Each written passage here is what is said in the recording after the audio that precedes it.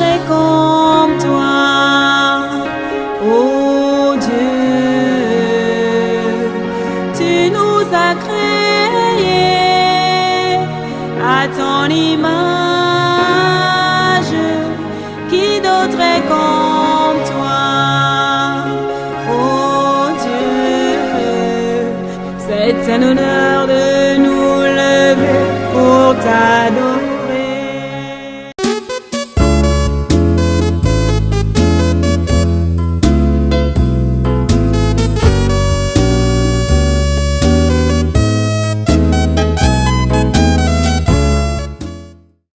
La réalité du Saint-Esprit.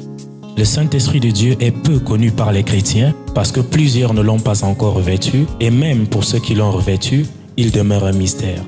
La lecture de ce livre vous permettra de le revêtir, de connaître son langage et de découvrir les mystères cachés de sa personne. Pour tout contact, appelez au plus 237 678 78 16 21 plus 237 242 0020 09 et il deviendra pour vous une réalité. La réalité du Saint-Esprit, un livre écrit par le révérend pasteur Caleb Ngwa à Tangana.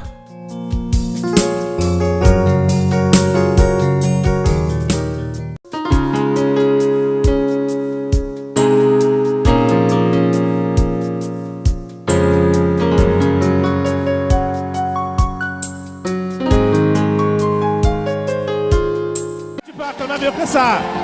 Alléluia. Amen. Alléluia. Amen. Merci Seigneur. Merci Seigneur. Au nom de Jésus, nous avons adoré. Amen. Merci Seigneur. Alors, prenez votre Bible. Prenez votre Bible. Dans l'Évangile selon Saint Luc, chapitre 10, lisons du verset 17 jusqu'au verset 19. Luc chapitre 10, verset 17 à 19, il est écrit: Les 70 revinrent avec joie, disant: Seigneur, les démons même nous sont soumis en ton nom. Jésus leur dit: Je voyais Satan tomber du ciel comme un éclair. Voici, je vous ai donné le pouvoir de marcher sur les serpents et les scorpions et sur toute la puissance de l'ennemi, et rien ne pourra vous nuire. Amen. Amen. Prions le Seigneur. Notre Dieu, nous te remercions pour ta parole de ce matin. S'il te plaît, bénis-la. Bénis tous ceux qui l'écoutent en ce lieu et partout ce programme est suivi ou regardé. Seigneur, je prie pour que ton Saint-Esprit soit présent avec ces téléspectateurs, avec ces auditeurs, avec ces participants ici présents. Et Seigneur, accomplis tes volontés dans leur vie. Seigneur, s'il te plaît, agis. Agis dans chaque vie. Agis dans chaque vie, Seigneur. Nous nous attendons à toi. Au nom de Jésus Nazareth, nous avons prié. Amen. Amen. Prenons place dans cette présence. Soyez les bienvenus au Tabernacle de la Liberté. Soyez les bienvenus à ce programme. Pour tous ceux-là qui nous regardent dans le monde entier. Nous serons en train de clôturer ces quatre jours de séminaire de ce mois-ci, dont le thème général est la délivrance des esprits familiers et de la sorcellerie. Nous sommes en train de voir pendant ce temps, ce mois-ci, l'esprit familier principal. Je vais me répéter, de chaque famille. L'esprit familier principal de chaque famille, c'est le serpent. À ce texte qu'on a lu aujourd'hui, vous associez à cela Genèse chapitre 3.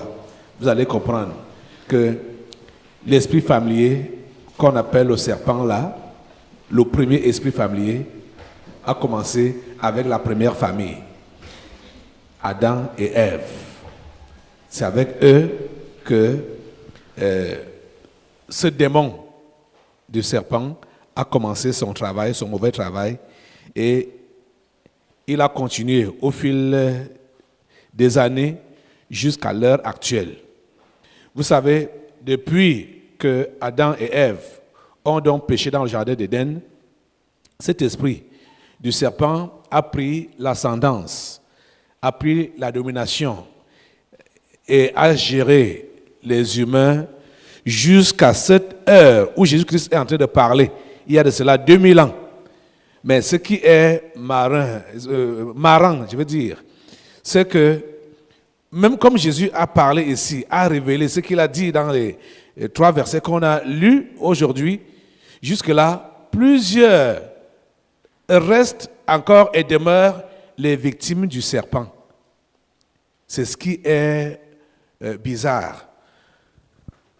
Écoutez, les amis, je vous disais que je ne suis pas sûr qu'on aura même à aborder tous les aspects de ce enseignement. Parce que dès que le serpent a séduit Ève dans Genèse 3, tous les autres animaux ont pris le dessus sur l'homme. Les esprits des abîmes sortent, entrent dans ces animaux-là, et ces animaux viennent habiter les gens depuis la chute de l'homme. C'est la raison pour laquelle vous allez voir que tout ce que l'homme peut faire, l'homme qui n'a pas Dieu, c'est semblable aux actions des animaux. Parce que les esprits des animaux, c'est ça qui contrôle l'homme. C'est ça qui contrôle l'homme depuis sa chute. Et particulièrement cet esprit de serpent qui agit donc de 2 manières. On sait que le serpent a du venin, il mord. Et quand il te mord, c'est pour te tuer. Et nous voyons dans Genèse 3 qu'il n'a pas mordu Ève. Il n'est pas venu pour mordre Ève. Il est venu comme compagnon de Ève. Comme Ève se sentait seule, solitaire, abandonnée, puisque son mari était occupé à son jardin, à son travail, Ève cherchait un compagnon. Le serpent a lu sa pensée. Le serpent est venu, donc lui tenir compagnie. Or, il n'avait pas la même nature. Dieu avait créé chaque animal, chaque bête avec son semblable pour qu'ils puissent marcher ensemble. Donc, Ève devait marcher avec Adam. Le serpent devait marcher soit avec la serpente, s'il faut aussi. Comme le lion marchait avec la lionne, le chat avec la chatte, le chien avec la chienne. Mais comment se fait-il que Ève abandonne la compagnie de son compagnon pour accepter la compagnie du serpent? Parce qu'elle avait dit que elle s'est sentie seule. Elle voulait donc quelqu'un pour l'entretenir. Le serpent est donc venu pour l'entretenir. Et quel genre d'entretien? Il la révolte contre les commandements de Dieu. Et c'est alors que Ève a commencé à entretenir la révolte du serpent, c'est-à-dire les enseignements, les conseils du serpent, dans sa tête. Elle ne partage pas avec son mari pour dire que voici ce que j'ai eu comme entretien avec le serpent et voici ce que les pensées qui viennent dans ma tête. Elle n'a rien dit. Jusqu'au jour où elle est allée en acte en prenant le fruit interdit. Elle a mangé et elle a proposé à son mari qui n'a pas refusé, qui a aussi mangé. C'est depuis ce temps-là que la misère est tombée dans la race humaine jusqu'à ce jour. Et jusqu'à ce jour où Jésus révèle donc ici que voici, je vous ai donné le pouvoir de marcher sur les serpents. Il commence sur quoi? Les serpents. Or, les disciples sont venus lui faire quel rapport? Les démons nous sont soumis en ton nom.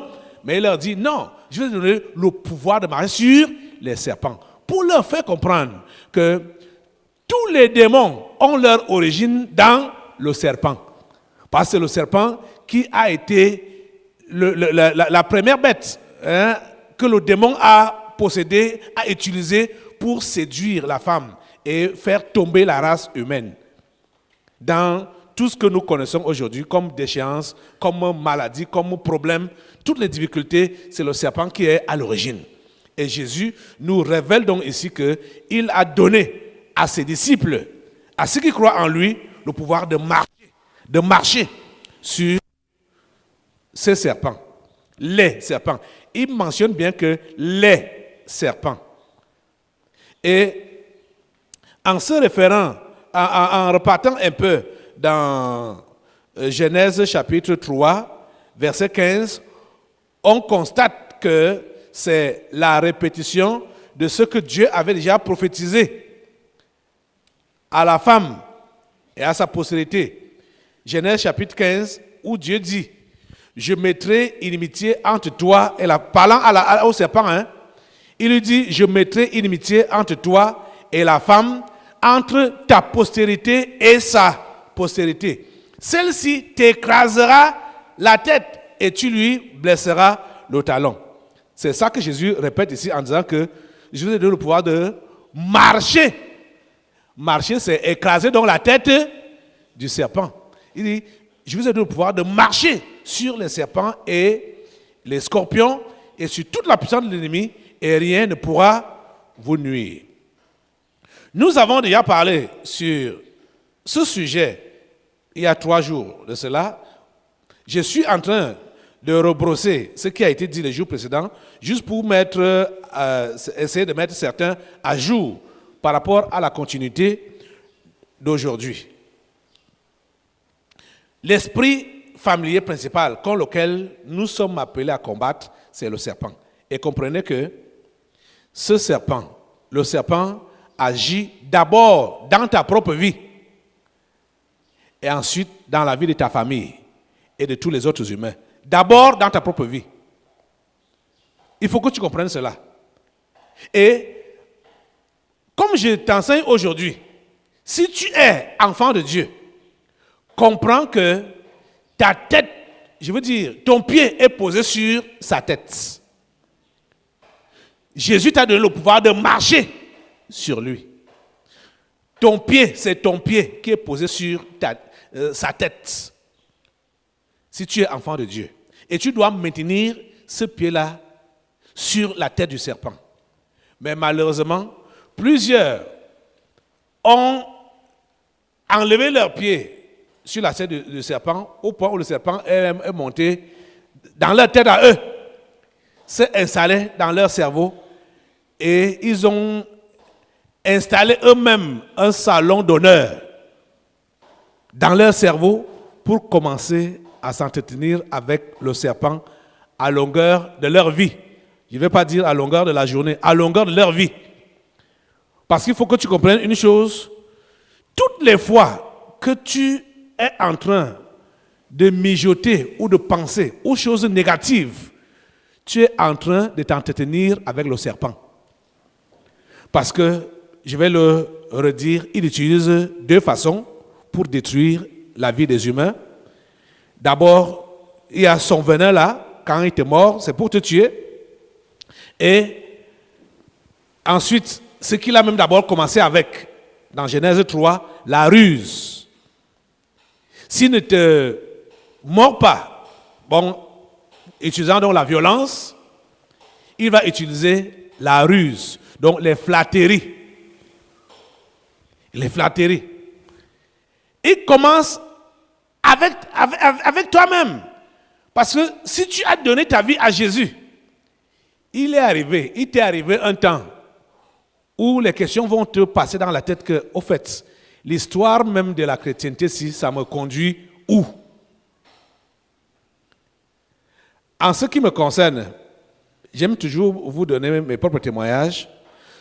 Je n'avais pas eu de doutes par rapport à ma foi, par rapport à mon changement, parce que j'avais vraiment cru et ma vie était transformée radicalement, en un seul jour. Mais là où le diable, le serpent, voulait me déranger, c'était au sujet du baptême du Saint-Esprit. Pas même du baptême du Saint-Esprit, mais au sujet du parler en langue. C'était au sujet du parler en langue. Je me rappelle que quand moi en tant qu'un ancien catholique, les catholiques ne savent pas prier. Les catholiques récitent les Je vous salue Marie, Notre Père et d'autres récitations qu'ils ont là-bas. Là. Quand moi j'ai donc cru comme ça, là, je ne savais pas prier.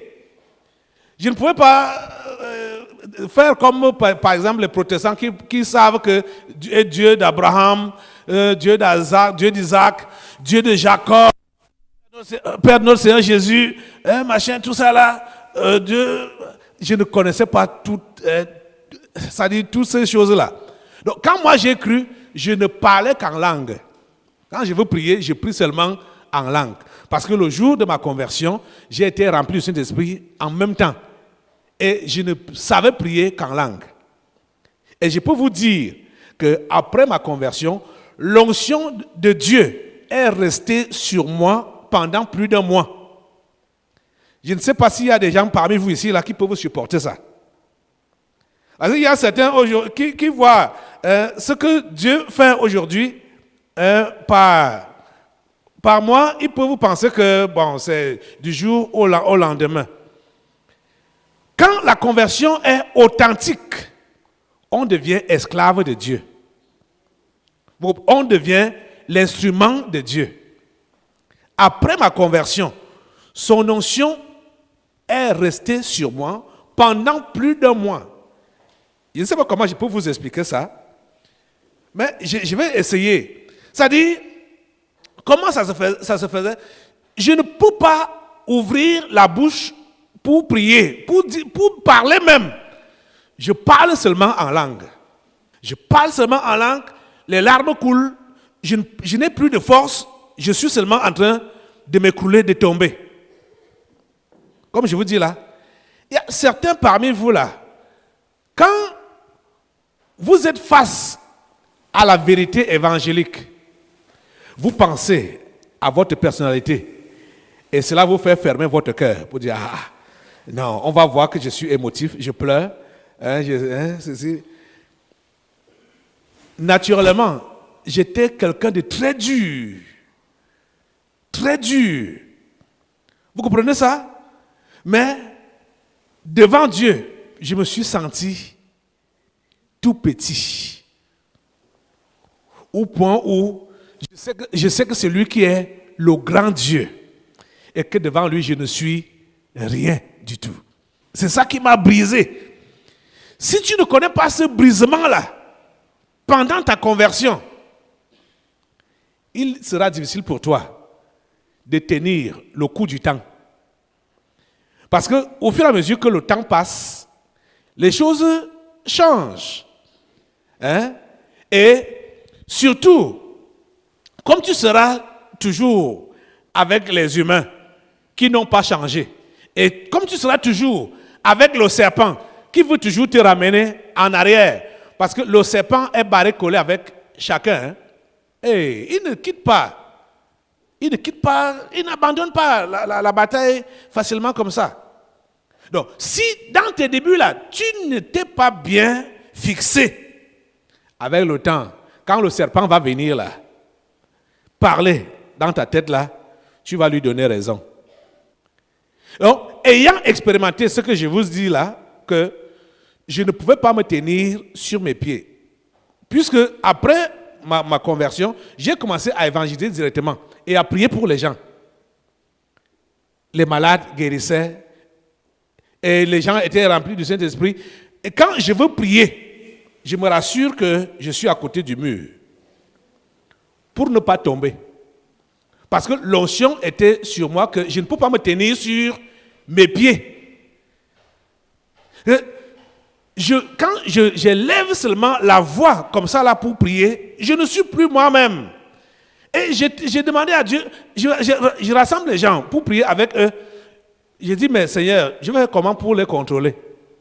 C'est moi qui contrôle, c'est moi qui conduis la réunion. S'il te plaît, soutiens-moi.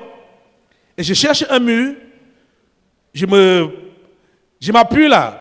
Et malgré ça, après quelques mois, cela n'a pas empêché au serpent de passer dans mes pensées pour dire les histoires que tu balbuties là. Tu crois que c'est le Saint-Esprit? Tu parlais en langue, hein? il me dit, voilà, tu as lu dans la Bible que si il n'y a pas d'interprète, on doit se taire, non? N'est-ce pas, tu as lu dans la Bible que on doit parler en langue et interpréter? Toi, tu parles, est-ce que tu peux comprendre ce que tu dis là? Est-ce que tu peux donc interpréter? J'ai donc commencé, c'est le serpent qui me, c'est Satan, je veux dire, le serpent, qui me dit comme ça, qui me donne le sujet de prière. Prie donc pour avoir l'interprétation.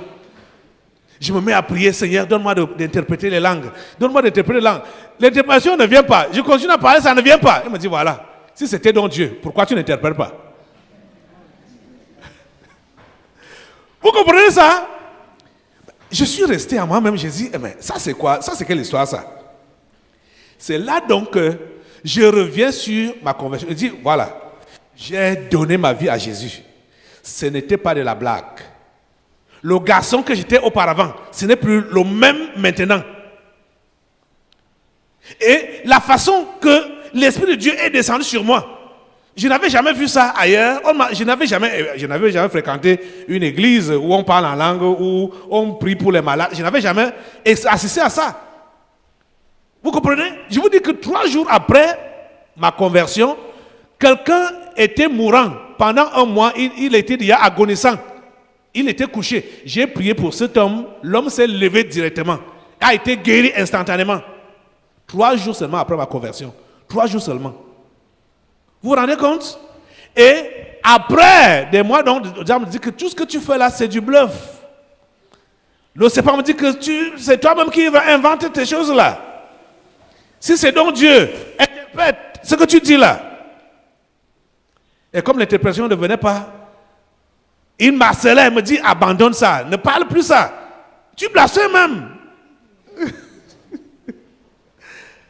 Alors, je me suis rappelé de ma conversion, de la manière que Dieu m'a changé, de la manière que Dieu m'a changé et m'a conduit. Un autre jour, quand il me dit, je veux prier comme ça là, pour parler, il me dit, hey, tu parles encore l'histoire là? Je lui ai dit, hey, Satan, arrête. Que je comprenne ou que je ne comprenne pas, que j'interprète ou que je n'interprète pas, je sais que j'ai été baptisé d'esprit et je vais continuer à parler. J'ai continué. Dit, Satan, entends comme je parle là. Je ne vais plus m'arrêter. Je vous dis que le serpent parle dans toutes les têtes. Dans toutes les têtes. Et vous savez, si j'abandonnais le parler en langue, ça veut dire qu'il a été le Saint-Esprit en moi. Et sans le Saint-Esprit, tu n'es pas un chrétien. Tu peux aller où? Tu peux faire quoi? Sans le Saint-Esprit de Dieu. Donc, c'est ça qu'il a essayé de toucher en moi. Mais pour certains là, qui sont encore en train de chercher à entrer dans la maison de Dieu, parce qu'il y a des gens ici là, qui sont venus ici ce matin, ils ne sont pas dans la maison de Dieu, ils cherchent à entrer. Vous les voyez assis là, vous avez dit qu'ils sont chrétiens, ils sont des enfants de Dieu, ils sont dans la maison de Dieu. Ils ne sont pas dans la maison de Dieu, ils cherchent à entrer dans la maison de Dieu. Le diable va parler dans votre tête. Vous dites, mais l'endroit où tu vas, ce que tu fais là, tu peux même chercher quoi là-bas? Depuis que tu y vas, voici les problèmes qui t'ont amené là-bas. Tu as appris qu'il y a guérison, il y a changement, il y a ceci, il y a cela, il y a miracle. Depuis que toi, tu es donc là-bas, tu as donc reçu quoi?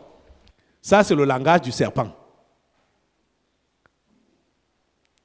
S'il n'a pas réussi, parce que dès que tu as, vous savez qu'il y a certaines personnes, dès qu'ils mettent pied, là où il y a la vérité, directement, le serpent les attend dehors, par leur famille ou par leurs camarades, pour leur dire que vous êtes allés où? C'est le serpent qui vous pose cette question-là. Ce n'est pas votre mère, ni votre père. Ce n'est pas votre camarade là qui vous pose la question que vous êtes allé où. C'est le serpent qui vous pose cette question-là. Que vous êtes allé où? Certains ont connu des violences physiques dans leur famille après leur conversion, après leur engagement pour Christ. Ça, c'est le travail du serpent, le venin. C'est pour te mordre et te tuer et tuer ta foi.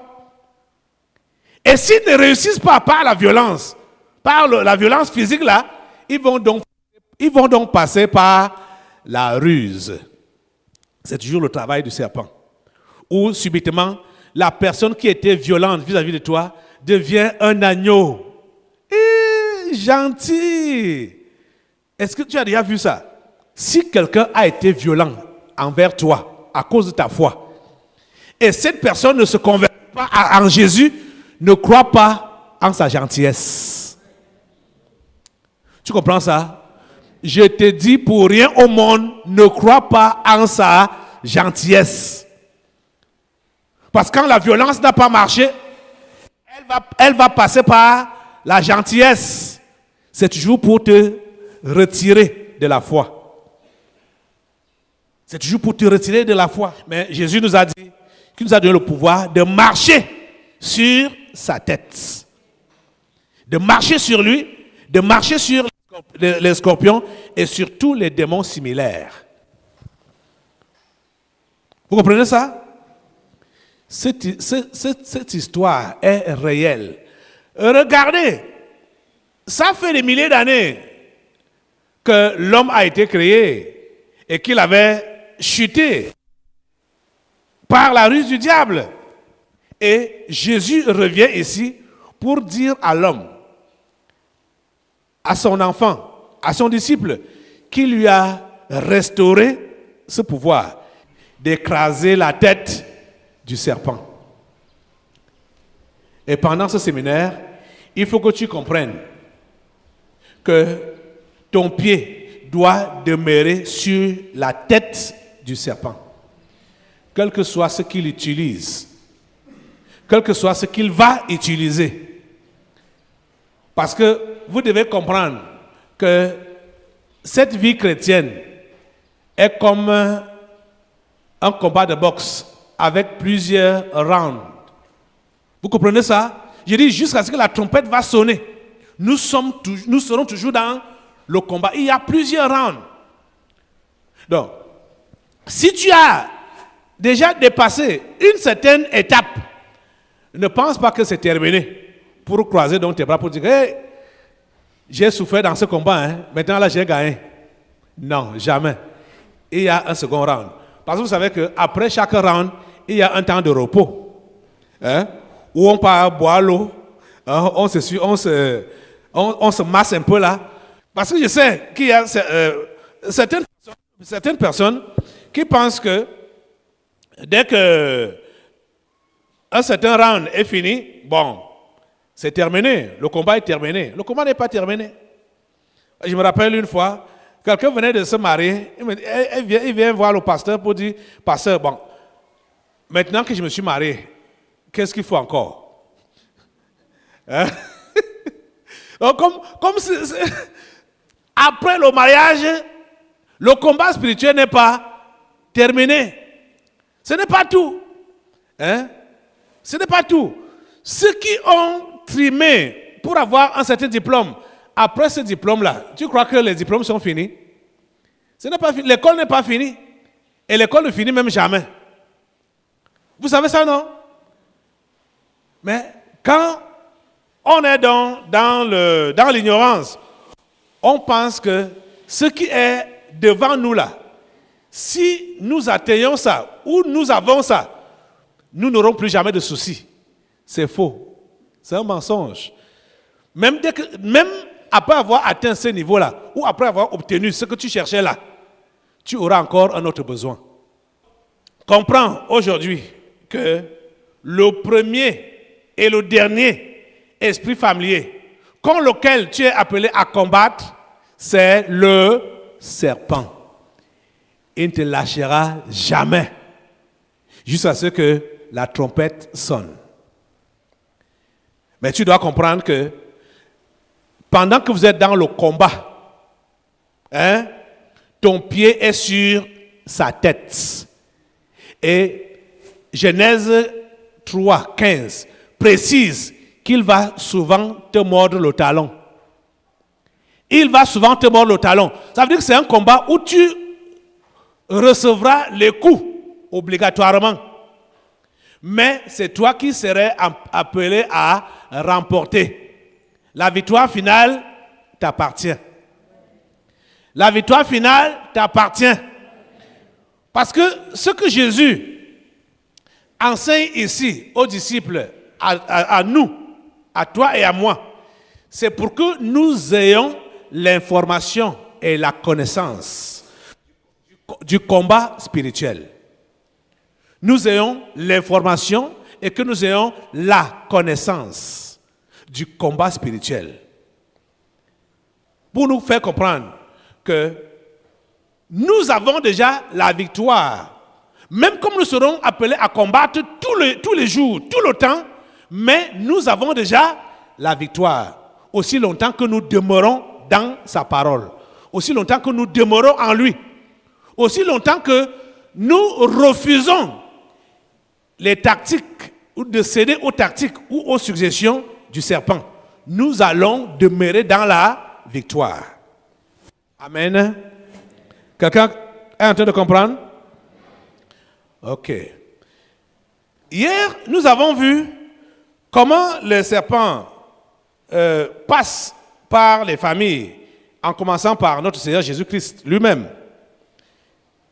Le serpent est passé par Marie, par les frères de Jésus, pour décourager Jésus à propos de son ministère.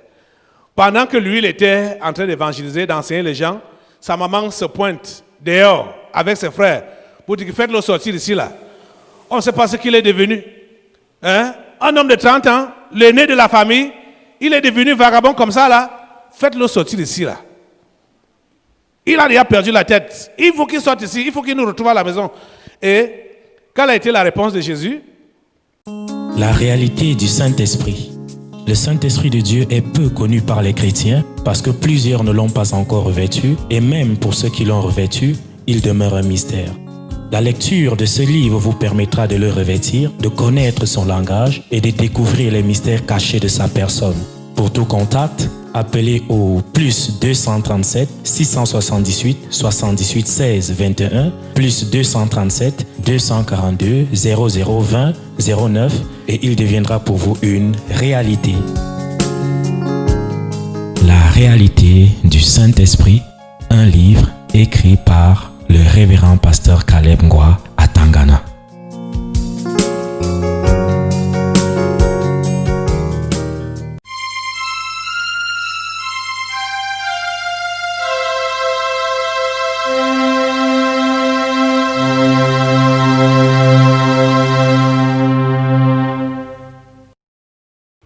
Il faut maintenir ses positions. Avec le serpent là, il faut maintenir tes positions. Si tu as déjà ta position en Christ, ne fléchis plus. Tu comprends, non? Tu maintiens ta position. Tu es inflexible. Maintiens ta position face à toi-même. Je vais vous donner les Écritures. Parce qu'il y a 3 domaines contre lesquels on combat là. Nous-mêmes d'abord, la famille et la famille et les autres. Et le dernier aspect, ce sera la religion. Allons, vas-y, lis-nous ça. Comme Jésus s'adressait encore à la foule, voici, sa mère et ses frères qui étaient dehors cherchèrent à lui parler. Quelqu'un lui dit, voici, ta mère et tes frères sont dehors et ils cherchent à te parler. Mais Jésus répondit à celui qui lui disait, qui est ma mère et qui sont mes frères? Puis, étendant la main sur ses disciples, il dit, voici ma mère et mes frères. Car quiconque fait la volonté de mon Père qui est dans les cieux, celui-là est mon frère et ma sœur et ma mère. Ils sont venus tumultueusement là pour chercher Jésus. Est-ce que Jésus est sorti même d'abord pour les voir? Hein? Vous avez lu, non? Est-ce que Jésus est sorti pour les voir? Est-ce que Jésus a eu réellement leur temps là? Hein? Qu'est-ce qu'il a répondu? Il s'est tourné vers ceux qui l'écoutaient pour dire que voici ma mère, voici mes frères. Celui qui écoute et fait la volonté de mon Père, c'est celui-là qui est ma mère, c'est celui-là qui est mon frère ou ma sœur. Quand tu as donné ta vie à Jésus, tu as changé de famille. Ta famille est désormais la famille céleste. C'est la première famille à laquelle tu dois toute obéissance et toute soumission. La famille céleste. Vous comprenez? Marie et les frères de Jésus, hein, ils sont venus tumultueusement là pour dire, voilà, on te cherche, ta mère est là dehors, tes frères sont là, ils veulent te voir, tu dois sortir. Jésus est en train d'enseigner. Hein? Oh, écoutez les amis, si vous n'avez pas encore fait une démarcation claire en ce qui concerne la famille charnelle par rapport à votre foi, vous n'irez pas loin. Vous comprenez ça? Je vous dis la pure vérité que vous n'irez pas loin. Parce que si le serpent n'a pas réussi à convaincre vos pensées là, il va passer par eux pour te convaincre, pour te dire que mais, tu es en train de t'égarer. Nous avons le souci de ton bien-être. Nous avons le souci de ta réussite. Tu es où? Pourquoi tu fuis la famille? Pourquoi? Je te dis la pure vérité, que si tu ne fais pas une démarcation claire par rapport à ta famille charnelle, ta foi ne pourra pas aller loin. Jésus a été clair là-dessus. Allons, rentrons dans le chapitre 10 de Matthieu. Ce n'est pas moi qui invente. Ne croyez pas que je sois venu apporter la paix sur la terre. Je ne suis pas venu apporter la paix, mais l'épée.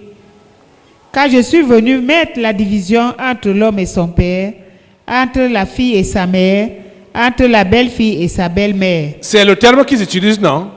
Mais qu'est-ce que Jésus dit là? Je suis venu mettre la division. Écoutez, vous devez comprendre. Toutes les familles sont d'abord divisées. Parce que toutes les familles ne sont pas les mêmes.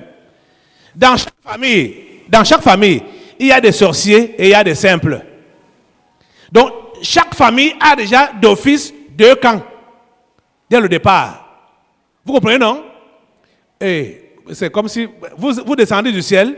Écoutez, s'il faut même prendre l'exemple depuis la première famille du ciel, n'est-ce pas, il y a eu division?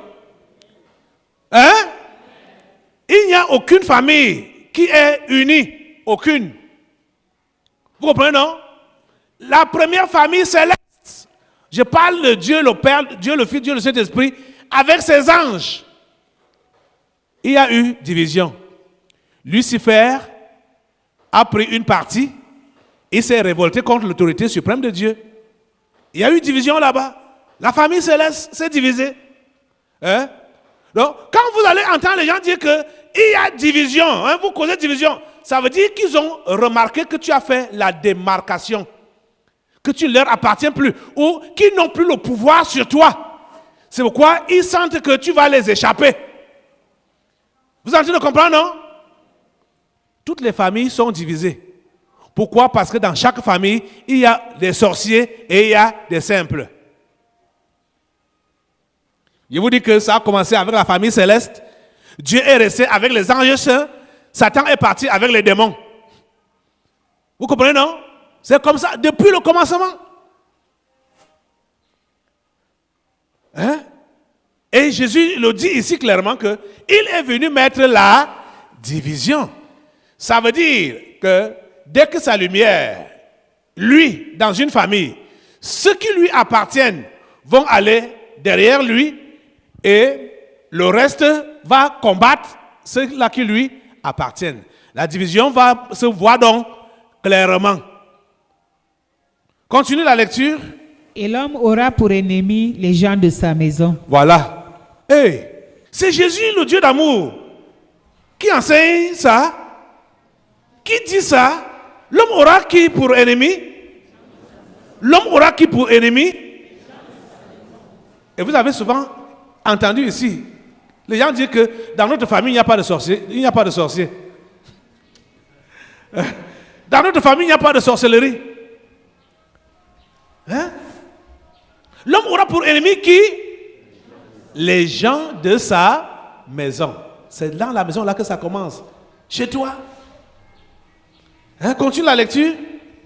Celui qui aime son père ou sa mère plus que moi n'est pas digne de moi. Et celui qui aime son fils ou sa fille plus que moi n'est pas digne de moi. Celui qui ne prend pas sa croix et ne me suit pas n'est pas digne de moi. Celui qui conservera sa vie la perdra, et celui qui perdra sa vie à cause de moi la retrouvera. Voilà. Jésus est clair. Voilà, je n'ai pas besoin de vous lire tous les passages qui parlent de ça. Jésus en a parlé assez. Vous rentrez même encore au chapitre 5 du même évangile de Matthieu, vous entendrez le même enseignement. Tu peux être ivrogne, braqueur, voleur. Et ceux même de ta famille vont t'aimer. Parce que tu vas souvent les dépanner. Avec l'argent du vol, avec l'argent du braquage. Hein? Ils vont même être, si tu es prostituée, coureur de jupons, comme ça, ils vont se vanter de toi pour dire que hey, notre fille, aucun homme ne lui résiste. Ou bien notre fils, aucune fille ne résiste. Pour eux, c'est une gloire. Hein? Mais dès que tu changes, dès que tu es transformé, on va dire, hey, il est entré dans une secte et ça a tourné sa tête. Pourquoi? Parce que tu as changé. Tu as cessé d'être un pécheur. Ils vont dire qu'il est entré dans une secte. Hey, il est entré dans un milieu dangereux. Ça, c'est le serpent qui parle au travers de leur bouche. Tu comprends, non? Et Jésus te dit qu'il t'a donné le pouvoir de marcher sur ce serpent-là. Tu dois marcher sur ce serpent-là. Donc, vous comprenez que continuer à chasser les démons, ou même chasser les démons, vous ne pouvez pas aller avec ça loin si votre pied n'est pas maintenu sur la tête du serpent. Si votre pied, si votre pied n'est pas maintenu sur la tête du serpent, vous ne pourrez pas aller loin. Votre foi même, ce sera juste une fois des moments, d'un instant, de quelques instants. Parce que vous allez perdre cela. Quand le serpent viendra, dès que tu enlèves ton pied sur sa tête, il va monter sur ta propre tête à toi et commencer à te parler, te dire des choses négatives sur Jésus, sur l'Église, sur la foi, hein, et tout ça. Vous êtes en train de comprendre? Donc, Jésus a été ferme vis-à-vis de sa famille. Ferme. Quand on voulait le distraire, il a été ferme. Il a dit, celui qui est ma mère, ou celle qui est ma mère, ou ceux qui sont mes frères, c'est ceux qui écoutent la parole de Dieu et qui la mettent en pratique. Je n'ai pas besoin de sortir pour aller les rencontrer. Je suis avec mes frères ici et mes mères, ceux-là qui écoutent la parole de Dieu. C'est vous qui êtes mes frères, c'est vous qui êtes ma mère. Vous avez compris? Il a été ferme. Ferme. Donc, vous voyez, je vais reprendre, pardon, prenez un peu, apportez-moi le tableau là. Je vais encore un peu reprendre ces trois aspects qui doivent te maintenir dans la victoire contre le principal esprit familier, qui est le serpent. La première des choses, c'est le verset 20 de Matthieu 10. Ton nom est-il écrit dans les cieux? Notre texte principal, Luc 10, verset 20. Et voilà le premier point. Si ton nom est écrit dans les cieux, qu'est-ce que tu m'appelles maladie? Qu'est-ce que tu m'appelles pauvreté? Qu'est-ce que tu m'appelles besoin ou manque sur cette terre? Quand tu sais que ton nom est écrit dans les cieux, qu'est-ce que tu appelles problème de la vie? Quelqu'un m'entend? Hein? Si ton nom est écrit dans les cieux, qu'est-ce que tu m'appelles que foirage? Qu'est-ce que tu appelles besoin? Qu'est-ce que tu appelles manque? Quand ton nom est écrit dans les cieux. Si ton nom est écrit dans les cieux, et toi tu te concentres sur le besoin, le manque, le foirage, le mariage, le bien-être, tu es en train d'inviter le serpent à s'installer dans ta tête. Tu lui donnes un salon d'honneur dans ta tête. Et rassure-toi qu'il va s'y installer et va te dire que le Dieu que tu prétends servir là n'est pas bon pour toi. Or, auparavant, tu as dit que tu as cru, tu as lancé le feu aux sorciers de ta famille, tu as lancé le feu aux sorciers de ton village, tu as lancé le feu aux sorciers du gouvernement, tu as lancé le feu partout, aux sorciers de la religion. Mais toi-même, tu te retrouves en train de causer avec le serpent qui te dit que mais, tout ce que tu as même fait ça t'a amené où? Regarde ton état, foiré, comme une souris de l'église. Hein? Regarde comment tu es. Regarde comment tu es. Depuis que tu es allé là-bas, tu n'as fait que t'empirer, tu n'as fait que t'enfoncer. Ça veut dire quoi? Tu ne sais pas que ton nom est écrit dans les cieux. Ou alors, en vérité, ton nom n'est pas écrit dans les cieux. Mais si ton nom est écrit dans les cieux, qu'est-ce que tu appelles ces choses-là? Que maladie, problème, besoin, difficulté. Qu'est-ce que tu appelles? Ça sert à quoi? Quelqu'un peut être malade, pauvre à mourir. On a dans la Bible l'exemple de Lazare. Mais être l'ami de Dieu, être un candidat pour le ciel, quelle que soit ta position matérielle, déplorable, ce n'est pas ça qui te qualifie pour le ciel. Hein? Ce qui qualifie pour le ciel, c'est la foi qu'on a en Dieu. La foi qu'on a en Dieu. C'est ça qui qualifie pour le ciel. Donc, pour que tu maintiennes ton pied sur la tête du serpent, parce que je te dis que ce combat-là est tout le temps. Le combat contre le serpent, c'est tout le temps. Dans ta tête d'abord, avant d'aller dans ta famille ou chez les autres. Parce que ici, là, c'est la famille et les autres. Deuxième aspect, c'est la famille et les autres. Hein? Donc, l'entourage. Deuxième aspect de combat. Le premier, c'est en toi-même. En toi-même. Donc, si ton nom est écrit dans les cieux, je peux te rassurer que le reste même, le reste des aspects-là, ce ne sera que la formalité. Ça ne va pas t'ébranler. Quelqu'un m'entend? Ça ne va pas t'ébranler. Parce que quand tu sais que ton nom est écrit dans les cieux, tu sais donc qu'ici sur la terre, tu n'es qu'un ambassadeur. Hein? La terre-ci n'est pas ta résidence. Ce n'est pas ta maison. Tu es seulement de passage ici, là.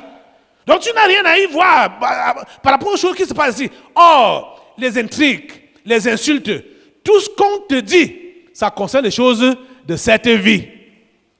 On va te dire, tu n'es pas marié. On se marie au ciel. Hein? On va te dire que tu es pauvre. Au ciel, on travaille pour avoir de l'argent. Hein? Et c'est sur la terre qu'on va te dire que tu n'as rien. Regarde, tu n'as même pas de famille. Ta famille t'a abandonné à cause de ta pauvreté. Au ciel, est-ce qu'on se marie? Hein? Alors, si tu sais donc que toi, tu appartiens au ciel, tout ce qu'on va t'intriguer avec et qui concerne les choses de cette terre, est-ce que ça va te déranger? Quelqu'un m'entend? Est-ce que ça va te déranger? Mais pourquoi tu es donc souvent dérangé? Hein? Quand on t'intrigue par rapport aux choses de cette vie. On a mangé ton cerveau. Tu ne peux pas réfléchir. Hein? Hey. C'est parce qu'on veut quoi? On veut que tu t'affirmes ici, là, sur la terre. On veut que tu t'affirmes ici. J'ai suivi l'autre jour l'un de ces faux prophètes. J'ai vraiment confirmé que c'était un faux prophète. Oh mon Dieu. Comment vivre une vie meilleure? Ça devait être comme ça, le thème de son message. La première des choses qu'il disait à ces badauds là, c'est que la première des choses que tu dois comprendre, c'est que tu es important. Tu as de la valeur. Ça fait quoi? Ça donne le moi. Hein? Tu as de la valeur. Tu dois te valoriser. Hein? Deuxième aspect, hein? Il faut que, c'est-à-dire, ne tente même pas de vouloir changer quelqu'un. Acceptez-les comme ils sont, parce qu'ils sont bien comme ça là. Il dit l'anti-évangile. Il dit n'essaye pas de changer quelqu'un. Aime-les comme ils sont. Hein? Ils sont bien comme ils sont là. Adapte-toi avec eux. Parce que Paul m'a dit qu'il s'adapte avec tout le monde dans sa situation. Il cite mal Paul. Hein? Or, Paul a dit que soyez mes imitateurs comme moi-même je le suis de Christ. Il dit n'essayez pas de changer les gens à devenir comme vous. Non, ne faites pas ça. Ils sont bien comme ils sont là. Aime-les comme ça là. Présentez-leur Christ. J'ai dit, bon, présenter Christ donc comment? Moi, il posait la question que, présenter donc Christ comment? Il dit non, il faut leur présenter. C'était comme si on se... Il dit que, montrez-leur l'image de Jésus. Montrez-leur l'image de Jésus. Quand ils vont voir l'image de Jésus, ils camouflent un verset là, qui dit qu'ils seront transformés donc de gloire en gloire. Il dit, donc un pécheur a d'abord la gloire avant d'être transformé en autre gloire. Hein? Le pécheur a la gloire. Le pécheur a quelle gloire? Le verset là ne peut pas donner. Quand ils vont voir l'image de Christ, ils seront transformés de gloire en gloire. Est-ce que le pécheur a une gloire quelconque? Jamais. Le pécheur est misérable. Donc, et troisième aspect, il dit que il faut pas juger. Donc, il faut pas... ça dit, faites tout pour ne pas juger quelqu'un. Et vous savez que vous avez rencontré des gens là-bas dehors, en voulant les évangéliser, ils vous ont dit, ne jugez pas. Donc, officiellement, il soutient les païens de dehors là qui disent que ne jugez pas. Parce que lui a dit que, mais mon ami, tu bois trop. Hein, abandonne ça, donne ta vie à Jésus. Il dit non, la Bible m'a dit que ne jugez pas. L'homme ne doit pas juger l'autre. Vous voyez, voilà l'évangile des faux prophètes. Donc, pour encourager les gens dans le mal.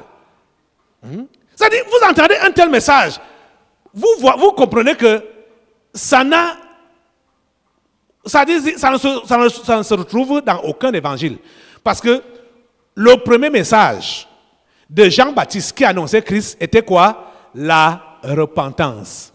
Le premier message de Jésus-Christ était quoi? La repentance. Le premier message des disciples, des apôtres de Christ était quoi? La repentance. Et on se repent quand on sait qu'on est en train de suivre une mauvaise voie. On doit donc changer cette voie-là pour aller vers la bonne direction. Et lui, il conseille que tu vois quelqu'un dans son état là, laisse-le comme ça, aime-le comme ça. Vous êtes en train d'entendre ça? C'est-à-dire d'une manière sophistiquée, avec beaucoup d'élégance. Hein? Et il faut les laisser comme ça. Hein? N'essaie pas de les changer. Ok. Or, la Bible dit de changer de comportement. Que les gens doivent changer. Vous comprenez? Donc, si à ce niveau, tu sais que ton nom est écrit dans les cieux, tu n'as pas besoin de t'inquiéter par rapport aux critiques, par rapport aux remarques négatives que les gens pourraient te faire. Ça ne va pas t'ébranler. Si tu es ébranlé, chaque fois qu'on va te faire des remarques par rapport à ta vie sociale, pose-toi des questions. Est-ce que mon nom est écrit dans les cieux? Et si ton nom est écrit dans les cieux, on te fait ces remarques-là, ça va t'ébranler. Rappelle-toi que ton nom est écrit dans les cieux. Et que tout ce qu'on te dit, des choses de cette vie, ça ne doit pas te déranger. Nous n'avons qu'une vie, hein? Nous n'avons qu'une vie. Si on la vit mal ici sur la terre, si on la vit en dehors de la volonté de Dieu ici sur la terre, on l'a raté. Ce n'est pas quand on aura épousé la plus belle femme du monde ou le plus bel homme du monde, faire de beaux enfants, hein, voyager partout, construire une belle maison, rouler dans des gros cylindrés, qu'on aura accompli le but de la vie. Ce n'est pas ça le but de la vie. Vous êtes en train de comprendre ça? Je vais te poser la question. Est-ce que ton nom est écrit dans les cieux? Est-ce que ton nom est écrit dans les cieux?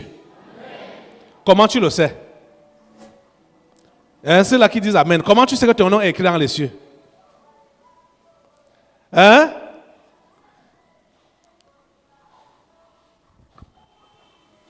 Il y a les Amen qui se répondent là. C'est vrai, certains dons sont écrits. Mais si ton nom n'est pas encore écrit, l'occasion t'est donnée ce matin pour que ton nom soit écrit dans les cieux. Parce que ce combat spirituel contre le venin du serpent, tu ne peux pas l'emporter si ton nom n'est pas écrit dans les cieux. Les disciples sont venus, étant contents que les démons leur étaient soumis. Jésus a dit, ce n'est pas ça l'important. L'important, c'est que votre nom soit écrit dans les cieux. Vous comprenez? Donc, pour se rassurer que tu gagnes ce combat, le deuxième aspect est donc que tu dois être radical vis-à-vis de ta famille et vis-à-vis de ceux du dehors. Ça commence d'abord par la famille. Hein? Donc, toi d'abord, tu te rassures que ton nom est écrit dans les cieux. Quand tu t'es rassuré comme ça, là, sois radical sur ta position vis-à-vis de ceux de ta famille et vis-à-vis de ceux du dehors,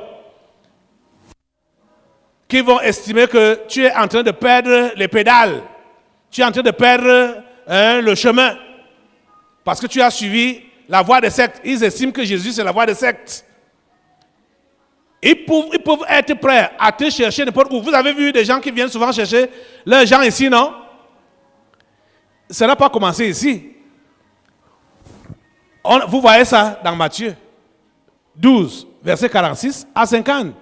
Quand on est allé chercher Jésus, un homme de 30 ans, on parle le chercher comme un enfant de 12 ans ou de 5 ans.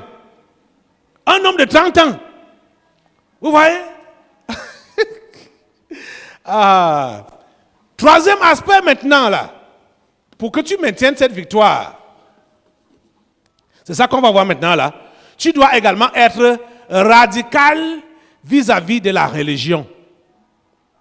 Ce qui est malheureux, c'est que les gens viennent au tabernacle de la liberté et ils sont toujours des religieux. Tu dois être radical vis-à-vis de la religion. Et Jésus l'a démontré également. Allons toujours dans Matthieu, maintenant dans Matthieu 23. Matthieu 23. Malheur à vous, scribes et pharisiens hypocrites, parce que vous ressemblez à des sépulcres blanchis qui paraissent beaux au dehors et qui au dedans sont pleins d'ossements de mort et de toute espèce d'impureté. Vous de même, au dehors, vous paraissez juste aux hommes, mais au dedans, vous êtes pleins d'hypocrisie et d'iniquité. Malheur à vous, scribes et pharisiens hypocrites, parce que vous bâtissez les tombeaux des prophètes et ornez les sépulcres des justes, et que vous dites, si nous avions vécu du temps de nos pères, nous ne nous serions pas joints à eux pour répandre le sang des prophètes. Vous témoignez ainsi contre vous-même que vous êtes les fils de ceux qui ont tué les prophètes. Comblez donc la mesure de vos pères, serpents, race de vipères. Comment échapperez-vous au châtiment de la géhenne? Voilà. Ceux contre qui, je préfère dire contre qui, parce que contre qui Jésus-Christ parle ici, ce sont les dirigeants religieux. C'est la religion. Vous savez, la religion, après le travail du serpent dans le jardin d'Éden contre Ève, dans ces derniers temps, le serpent est passé par la religion. Son venin, ce qui se passe même dans la famille ou dans notre entourage n'est rien par rapport à ce qu'il fait au niveau de la religion. Parce que vous savez que tout le monde qui existe a pour dernier recours Dieu. Tout le monde qui existe. Quand quelqu'un a des problèmes, Il sait qu'il va parcourir partout, mais pour finir, il va chercher Dieu. Vous le savez, non? Il va chercher Dieu.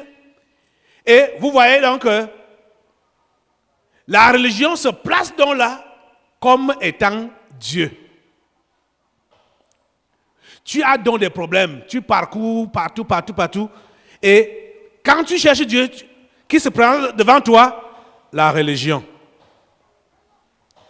La religion et la religion. Comment est-ce que Jésus a qualifié les dirigeants religieux? Verset 33. Lisez. Comment Jésus les a qualifiés? Serpents, race de vipères. Vous voyez? Et Jésus a dit quoi? Dans Luc 10, voici, je vais donner le pouvoir de marcher sur les serpents. Que ta tête soit posée sur la religion aujourd'hui. Je veux dire que ton pied soit posé sur la tête de la religion aujourd'hui. Vous voyez? Les dirigeants religieux, Jésus les qualifie de serpents, la race des vipères. Et il a d'abord expliqué pourquoi il les appelle ainsi. Ils sont qualifiés de serpents, race des vipères. Il a d'abord dit, verset 27, malheur à vous, scribes et pharisiens hypocrites, parce que vous ressemblez à des sépulcres blanchis, qui paraissent beaux au dehors et qui au dedans sont pleins d'ossements, de morts et de toute espèce d'impureté. Quand vous voyez la religion, est-ce que vous pouvez imaginer que quelqu'un qui se place devant comme ça là, pour enseigner le peuple de Dieu, peut être un pédé? Hein? Vous pouvez imaginer ça? Quand vous voyez même sa démarche pour entrer dans l'église là, n'est-ce pas, c'est comme les anges, hein? La sainteté, hein? La pédophilie, c'est eux. La sodomie, c'est eux. Mais au dehors, ils sont saints. Ils sont en blanc comme... Au dehors, tu les vois blancs comme moi là. Mais les choses que le Saint-Esprit fait là sont bizarres. Hein? Moi, je suis en blanc aujourd'hui.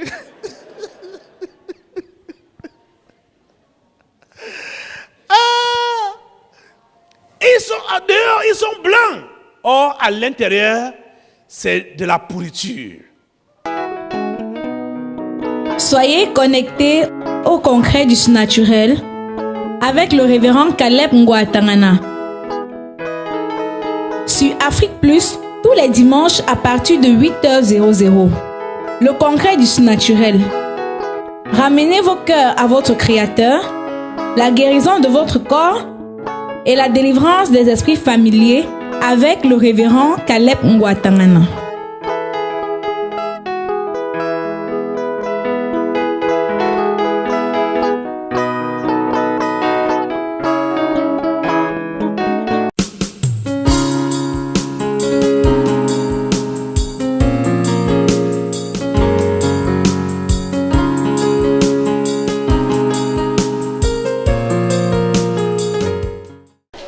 Tu avais dit qu'elle ne devait pas coucher. Jamais qu'elle doit travailler seulement comme ça.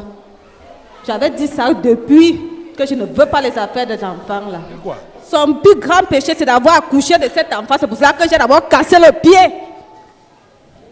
Comme ça? Oui.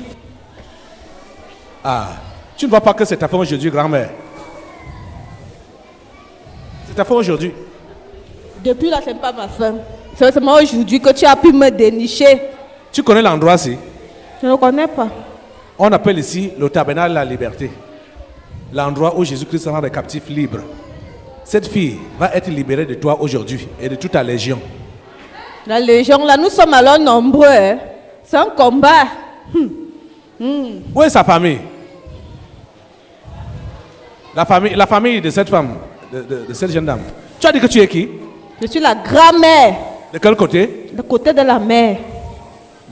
Venez, la famille vient ici. C'est une affaire de quoi? D'abord les enfants, après là voilà qui veut se marier. C'est quoi? J'ai dit que je ne veux pas de ça. Elle doit vivre seulement comme ça, là, comme une malheureuse. C'est qui ici? C'est mon beau-fils. Lui-même là, je ne voulais même pas le voir. C'est ton beau-fils ici? Oui. C'est qui ici? C'est ma fille. C'est ta fille, hein? Elle t'appelle son beau-fils. C'est ma belle-mère. C'est ma belle-mère. Comment ta fille est devenue ta belle-mère? Ah! C'est qui ici? Ça, c'est ma fille. Ta fille? Oui. C'est qui ici? C'est ma fille que moi j'ai accouchée et j'ai surnommé ma mère. Tu t'appelles qui? Et base. Et base? Oui. Tu as dit que c'est toi qui as hérité des ancêtres. Oui. Qu'est-ce que tu as hérité? Du pouvoir. Quel genre de pouvoir? Les écorces, la magie, Et la sorcellerie? la sorcellerie. Les couches de nuit, c'est moi dans cette maison. Donc, c'est toi qui as gâté, foiré leur vie. C'est moi-même. Depuis je me cache, tu ne veux que me déranger. Tu te cachais où? Derrière. Donc quand on... Hier, là, je l'ai attendu devant. Où? Donc, elle est entrée seule, je suis restée dehors. Quand? Hier. Hein? Tu es resté dehors. Oui. Quand j'ai demandé aux gens de prier pour que si les esprits sont restés dehors, non qu'à venir, pourquoi tu n'es pas venu? Elle m'a appelé. Uh-huh. Je lui ai dit que je ne viens pas parce qu'elle est faible. Faible en quoi? Faible d'esprit. Comme ça, hein? Oui. Ah, donc c'est pas ça là que tu as profité. Ma légion l'a déjà envenimée. Elle n'a même plus de conscience. Aujourd'hui, vous la quittez. Vous la quittez, vous libérez cette famille aujourd'hui. Eux, ils sont libres. Hein. Moi, j'ai dit que ça, c'est ma personne. Uh-huh. Là-bas, là, ils peuvent déjà rentrer. Et ils ne vont plus jamais avoir les problèmes. Est-ce qu'ils sont là pour rentrer? Vous avez suivi la lecture d'hier, non? Matthieu 12. Quand le mauvais esprit part, la maison reste vide. S'il n'y a pas d'occupants, qu'est-ce qui se passe? Et ils reviennent en surnombre. Voilà, ils reviennent en surnombre pour couper court. Voilà. Vous voulez qu'ils reviennent en surnombre? Négatif. Non, non, non. Aucun démon ne revient dans cette famille au nom de Jésus. Pourtant que c'est toi qui la persécutais, j'ai envoyé que tu dois la persécuter. Je t'ai envoyé que tu la persécutes physiquement. Tu te dis maintenant que tu étais derrière. Ok. Aujourd'hui, c'est ta fin dans ce corps, grand-mère, avec ta légion. Au nom de Nazareth, ta fin est arrivée. Je vous coupe les têtes. C'est le premier seulement. J'ai dit toute la légion. Même si vous arrivez où? Vos têtes sont taillées. Jusqu'au dernier. Au nom de Jésus. Merci Seigneur. Regarde-moi ici. Merci là. Seigneur. C'est moi la redoutable. C'est pour cela que je l'ai calculé. Parce que c'est elle qui réfléchit plus que tous les autres. C'est pour cela que je m'attarde sur elle. Parce que c'est elle qui est le cerveau pensant.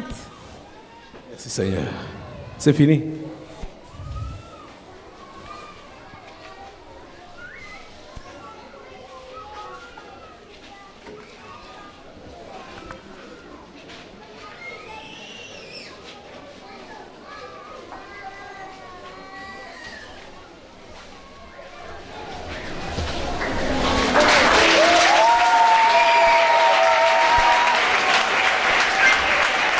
Ma fille, bonjour. Bonjour. Tu t'appelles qui? Et bas et toi? Tu es délivré. Amen. Ta grand-mère t'habitait avec toute une légion. Amen. Tu es délivré. Amen. Hein? Oui, pasteur. Merci Seigneur. Dis merci à Jésus. Merci, Jésus. Amen. Amen. La famille est délivrée complètement maintenant là. Le seul enfant. Eh ben, merci beaucoup. Merci. On remercie. On remercie le Seigneur. On remercie le Seigneur. Amen. Ça c'est une famille bénie. Effectivement, Jésus avait prévu que ça devait être notre séminaire. Uh-huh. Parce qu'on avait déjà souffert pendant plus de 30 ans. Uh-huh. Amen. Merci Seigneur.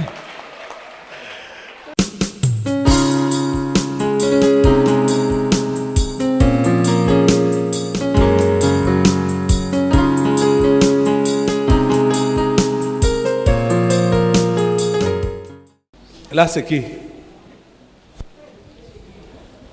Je ne connais pas. Qui es-tu? Je ne sais pas. Ah.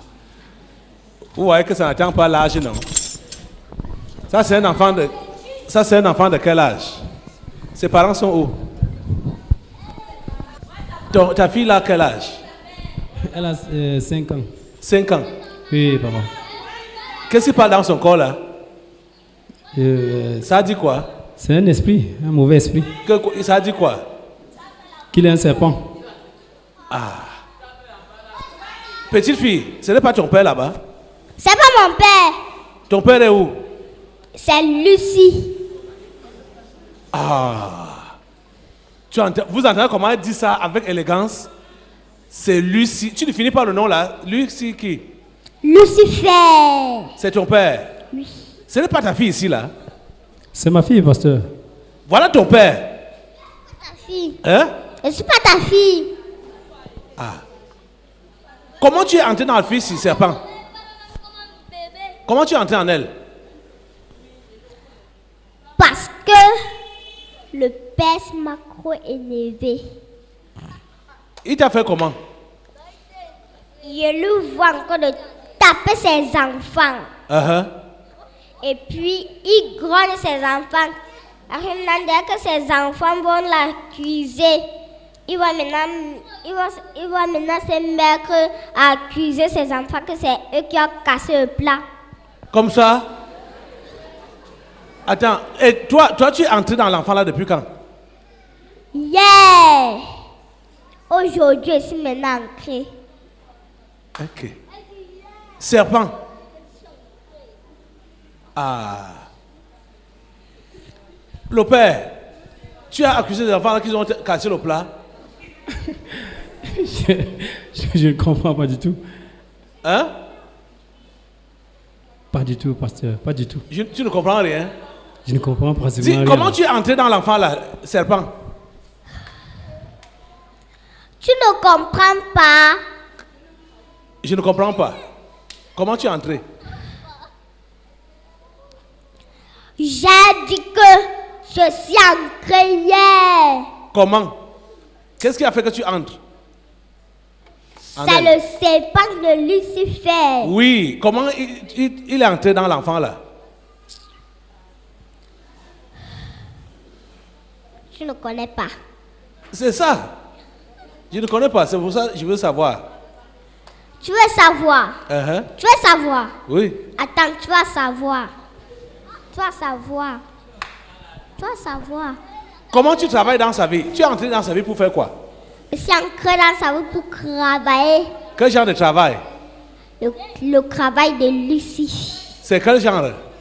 Pour faire quoi? Laver les assiettes, balayer la cour. Laver les assiettes. C'est pour faire quoi alors? Quel genre de travail? C'est pour nettoyer le corps. Ok. Vous voyez les gestes? Ça, c'est quel genre de geste là, le père? Ça fait comme un serpent. Et quand ça fait un comme ça? Un geste de séduction, la séduction. C'est comme la séduction. Quand les filles marchent comme ça là en route, c'est quoi? C'est la séduction, elles veulent séduire. Ah. Serpent. Quoi? Ok. Père, toi me couvre la tête de ce serpent là, dans ta maison. Au nom puissant de Jésus. Je ne sais pas comment. Serpent, toi tu n'entres plus dans le corps de la fille. Et tu n'entres plus chez moi. Au nom de Jésus, je te coupe la tête. Ça va? Oui. Tu t'appelles qui? Shekina. Hein? Shekina. Shekina. Là, c'est qui? Qui a enversé là? C'est mon père. Hein? C'est mon père. Ah. Vous voyez maintenant? L'esprit là est parti. Hey.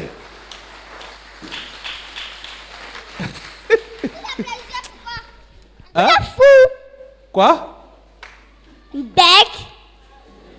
Là, c'est qui? Là, c'est qui? Le gorille. Quoi? Le gorille. Le gorille? Ok.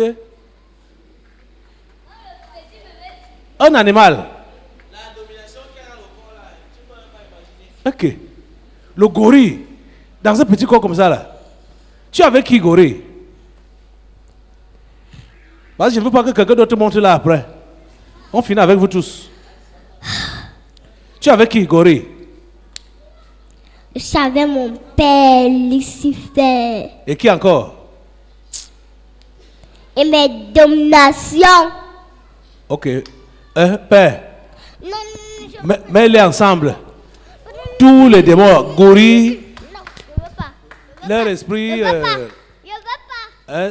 A dit le patron, le patron qui est là, qui dirige l'équipe là, et toutes les Au dominations. nom puissant de Jésus, je vous commande, vous tous, bêtes sauvages, Du premier au dernier. du premier au dernier, commençant par le grand chef et le plus petit chef.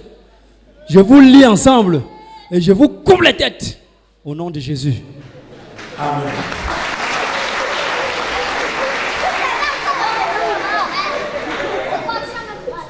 Là, c'est qui?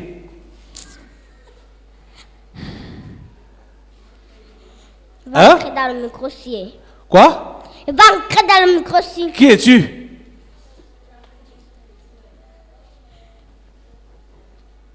C'est la sauvagerie. Sauvagerie, hein? C'est ça que ça a dit? Ok. Sauvagerie. Ah, kakara. Hein? S'il te plaît, maman. Maman, s'il te plaît. Quoi? S'il te plaît. Tu Ne dis me quoi? mets pas en cage. Tu ne veux? Ne me mets pas en cage. Ok. Parce que moi aussi, je suis fatiguée. Tu rentres aux amis avec la tête coupée. Non, non, non, non, non. C'est le père de l'enfant là qui va traiter avec vous. Ouais. Je ne me mets le même pas dedans. Vas-y. Au nom de Jésus, sauvagerie, je te coupe la tête.